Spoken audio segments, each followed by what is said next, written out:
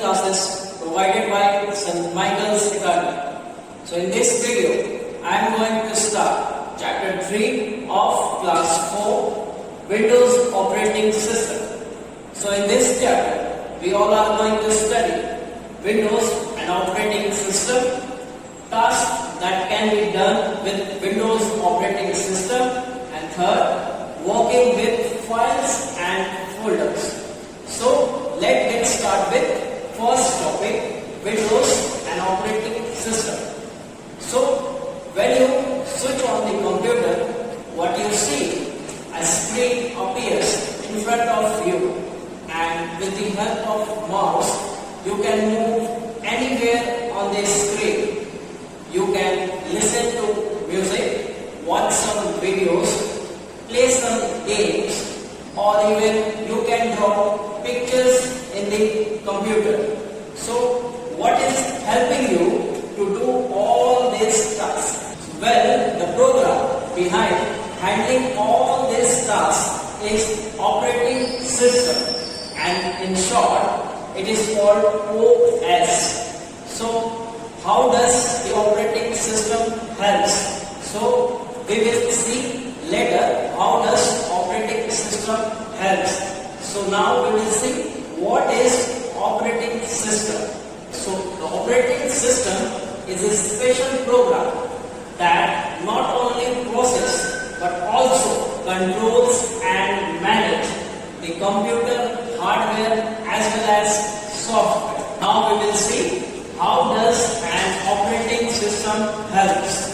So the name as it suggests, it is a software that helps to operate or makes the computer work is called operating system. And how does it helps? Point 1, an operating system make it easy you to communicate with computer even if you do not know any computer language.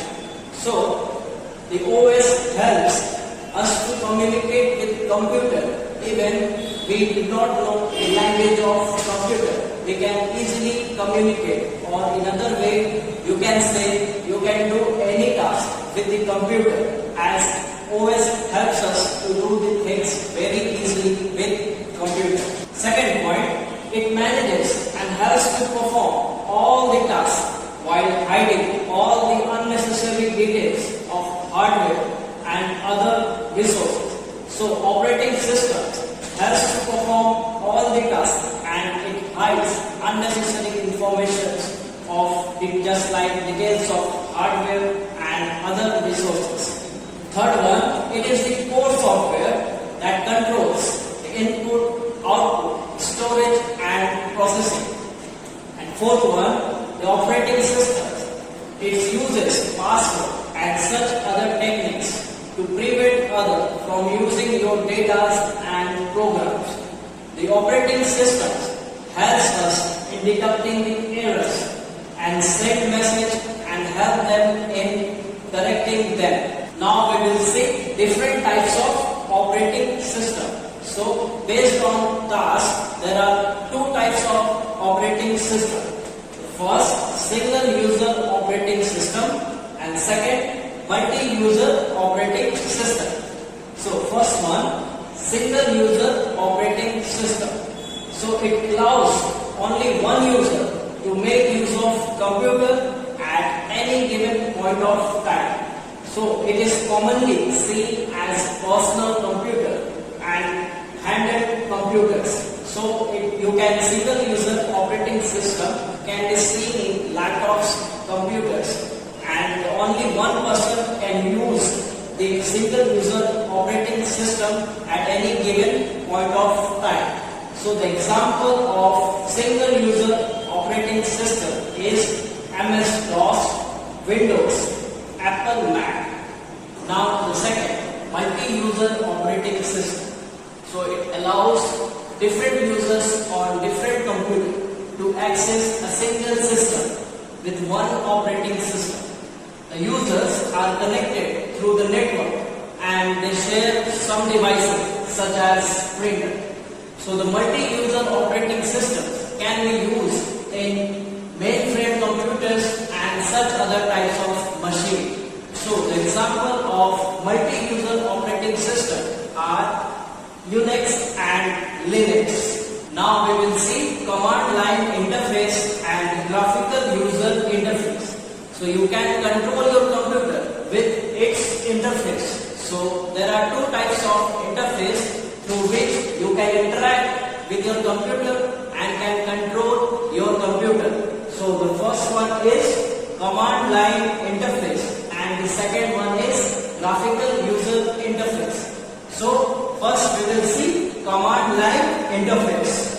Command line interface. So it enables you to control the computer by just typing commands and not by using mouse.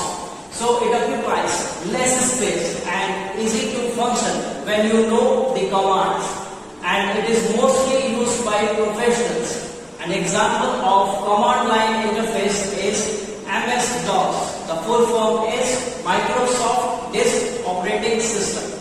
Now second, graphical user interface. So it uses pictures to communicate with icons and menus. So everything is clearly displayed on screen using the combinations of graphics and text. So these icons and the menu represents the objects and command. So the graphical user interface lets the user to point an icon and to click it to execute the command even by knowing the language or the command of computer. So here is the example of graphical user interface. So in this, the user can go anywhere on the screen by just pointing an icon and to click it to execute the command. So in this interface, in the left side corner, you see the start button. So with the help of the start button, you can access any program in the computer. And after that, there is a taskbar. So the taskbar appears in the graphical user interface. So it allows you to access the current file or the favorite file over there. Then you see the window notification area. So in that area, you get any notifications when there is an update about the window. And also, you can change the date and time from there. Now we will see features of Windows. So as we know, Windows is one of the most popular operating systems, and it is the most widely used in business and for entertainment purpose. So the Microsoft created Windows operating system in mid-80s, and over the years there has been many different versions of Windows. But the most recent one are Windows 7, Windows Vista, Windows 8 and Windows 10, and it is released in 2015. But nowadays Windows are coming preloaded in new PCs, which helps to make it most popular operating system in the world. And it has some advantages like it has high speed and with the user-friendly interfaces. Now we will see the next topic, tasks that can be done with Windows operating system. So first of all, we know what is window. So window is the square area in which computer shows program currently being used. For example, the web page is the window and the notepad open or the Word file open is the window. You can minimize, maximize the window and hide them, and also you can view them with the help of three buttons. In the right side corner you see there are three buttons. So first one is help to minimize the window, and the second one is to maximize the window open. And with the help of third button you can close the open window. First one, arranging windows in different manner. So if there are many windows open, you may find it difficult to minimize and to maximize the window. So let us learn some of the way to arrange the windows. So the first, you have to right click on the taskbar to get the following options. So there are three options in which you can arrange the open windows. First one is cascade windows, and the second one is show windows stack, and the third one is show window side by side. So first we will see the first one, cascade windows. Cascade windows. So it places all the open windows in one or more vertical piles depending on the number of windows open. So by using this option, you can place the windows open in vertical piles. It depends on the numbers of windows you open. Now the second option, show windows stack. So by using this option, you can place all windows in a single pile. As you can see in the picture, the windows are placed in a single pile one by one. Now the third option is show window side by side. So by using this option, each window placed side by side on the desktop, so you can see all the windows at a time. So in the picture, you can see all the open window displayed as side by side, so you can see all the open window at a time. Now we will see the second topic, working with the start button and accessing program. So as we have seen, we can access program with the help of start button of your computer. So it is placed at the bottom of the left part of the desktop screen. So right here. But it can also be placed at the top left or the top right of the screen by moving the Windows taskbar. So you can just open the start button by using three ways. First, by using mouse, you can just point your mouse screen at the left side bottom of the screen and just click the start button. Second, by using keyboard, you can just open the start button by just pressing the Windows key of the keyboard, or you can press the control key plus escape key. Now third, touch screen. So by using the touch screen, you can just have to double tap on the start button to start it. So as now you have just right click the start button, you will get to see or access the properties and the window explorer. So when you click on the properties, it gives an option to change the settings. And if you choose to open the window explorer, it helps to access the files, folders or any file in any location in the computer. Now the third topic is changing appearance or the screen saver. So first we will see changing appearance. So you can change the appearance of your desktop as per your personal preference. So you just have to right click anywhere on the desktop and select the personalize from the pop-up menu. When you right click on the desktop, a pop-up menu will be appear in front of you, and then you have to choose personalized option from that pop-up menu. From that personalized window, you just can change the window theme, desktop background, Windows color, sound and the screen saver. As you can see, the pop-up menu, after you choose the personalized window will appear in front of you, and you can change the Windows theme, desktop backgrounds, Windows color, sound and the screen saver from right there. Here you can see the options: displays, background, desktop backgrounds, color, theme, sounds and the screen saver. You just change it from right there. Now we will see screen saver. So what is screen saver? So when your computer says that you have not used your computer for a specified period of time, so it activates an animated image. So this animated image is called screen saver. So in Windows, there are built-in screen saver. You can set a screen saver by just clicking on them. So how can you change or save the screen saver? Let's see. First, you have to click on the start button. Then you have to select the control panel. The control panel dialog box will appear in front of you, and from that you have to select change an appearance and personalization, and after that you have to select the change screen saver, and and then select one of these screensaver from the drop down list. As you can see in the image, first you have to select control panel from this start button. The control panel dialog box will appear in front of you, and in that dialog box you have to select appearance and personalization. Then the appearance and personalization dialog box will open in front of you, and in that you have to select change screensaver.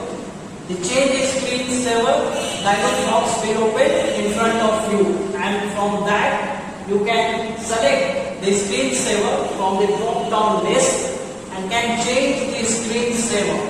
After that you have select the screensaver from the drop down list. You can also select the time duration after which the screensaver has to be activated, and then click on apply and then OK. After clicking OK, the screensaver will be activated on your desktop and it will appear after the set time duration on your desktop screen. Now we will see the third topic, working with files and folders. So now let us learn how to work with files and folders in the Windows. So the Window Explorer is the tool for working with files and folders. So let us learn how to open Window Explorer. So you have to right click on the start button to get the Window Explorer button, or you can use the keyboard short key is Window key plus E to open the Window Explorer, or you can also click the start button and then type the Explorer.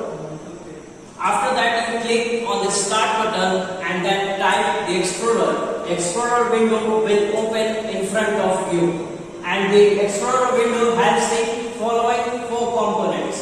First is the navigation panel, and second one is the backward and forward button, and third one is address bar, and fourth one is search box. So let us know about each of the component of Window Explorer. So first, backward and forward button. So with the help of this button, you can see the content of the folder previously viewed. So you can see the previously folder which you have viewed with the help of backward button and the forward button. Second, address bar. So you can type the location of the file and it can go directly to the file.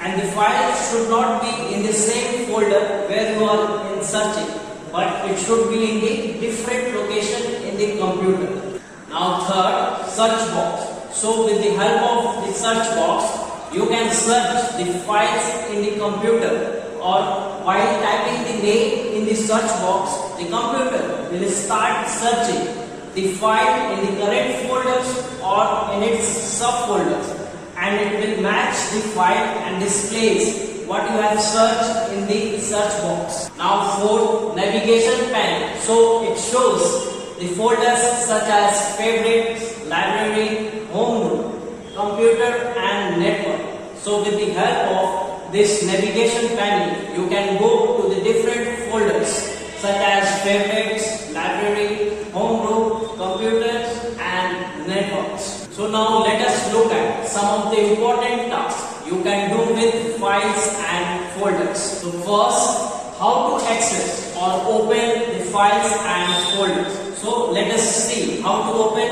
the files and folders. So first you have to click on the start button, then type the folders or the file's name directly into the start menu search field. As you can see in the image, as soon as you click on the start button, you can type the folder's name in the start menu search field, or you can also open the Window Explorer and check the address bar and then type the folder's location. As we have seen in the previous Window Explorer, in the address bar you can type the folder's name and can search the file's location in the computer. So for opening a file, you can choose any of the method to open a file. So there are two methods by which you can open a file. So method 1, step 1, click on the start button and then go to the all program. Now step 2, then click on the program that you want to open. And the third step is click the file and open from the program's main menu or the file menu. Now step 4, so select the file you want to open from the pop-up window, or you can search for the folder on your computer and then select OK if you find that folder in the computer to open the files or folder. Now method 2, to open the files and folder. Step 1, click on the start button and then go to the documents, and it will show the documents library file list. And in the library file list, double click on the name of the file you want to open from the documents library. Now the second topic, how to create a folder. So we will see how to create a folder in the desktop. So the method 1, we will right click on the desktop and then go to the new option, and then we select a folder, and the new folder will be created on the desktop in the current location. Then you have to type a name to the folder and then press enter to create a new folder. Now method 2, to create a new folder. So first one, we will go to the location you want to open a new folder by using Window Explorer. Second one, we will click on the program, and third one, we will go in the menu and click new, and then we select a folder, and then we type a name to the new folder which we want to create, and then we press enter to create a new folder in the desktop or in any location in the computer. And the keyboard shortcut to create a new folder on the desktop screen is Ctrl plus Shift plus N. Now we will see the next topic, to rename a folder. So let's see how we can rename a folder. So first we have to right click on the folder which we want to rename, and then we select the rename option from that pop-up menu, and we type the new name to the folder which we want to change and press enter to change the name of the folder. Now we will see the next topic, moving or copying a file. So when you want to move a file, the file gets deleted from the source location. But if you copy the file in the source location are retained. So you can move or copy the file in Windows by one of the following methods. Let's now see the methods of copying or moving the file in the computer. Now we will see the first topic, cut and paste or copy and paste. So for copying or cutting the file, moves the file to the temporary clipboard, and when you paste them somewhere, the file from the clipboard get copied in that location. So for cutting or copying, we have to follow these steps. So first, you have to right click on the file which you want to copy or paste. So use the option. As soon as you right click on the file, a pop-up menu will be appear in front of you, and from that option, you have to select the cut and copy and the paste option. So you first have to copy the file to paste the file in some other location in the computer. First you have to copy that file to use the paste option.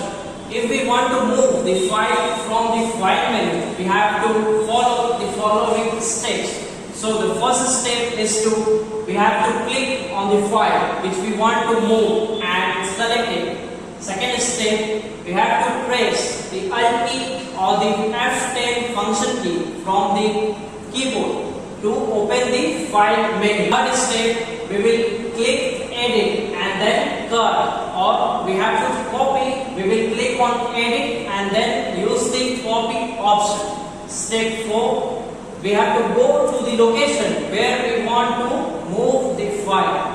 Step 5, again we press the Alt key or the F10 function key to open the file menu, and then we click on edit and then use the paste option to paste the file from one location to the another.